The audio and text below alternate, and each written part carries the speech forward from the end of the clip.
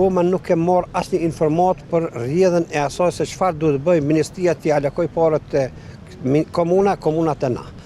Deri në alokimin e parave në përgjithëllogaritë e trafikut urban edhe të sektorit publik, neve me protestat do vazhdojmë njëjtë sikur sot prej orës 10 deri në ora 12. 2 orë që protestat do të gjatë deri në kohën kur i marrim parët në gjirllogarinë tonë. Për këto ne ta mirëkuptojnë qytetarët e Prishtinës që nuk jem mundësi se akoma nuk e kemë bosh lyrën e borxhit ndaj furnitorit kryesor që është punë e naftit me furnizu me naftë edhe me marrë pagat e punëtorëve. Ju kisha vënë thirrje institucione që janë përgjegjëse për bartjen e mjeteve, që me i aloku mjetet sa më shpejt, që mos kesti kanë metën qytetarët pa transport. Dami më i madh dhe pivujnë mas shumë të qytetarët janë të evojtën, do me thonën, të ofare pak knatësish.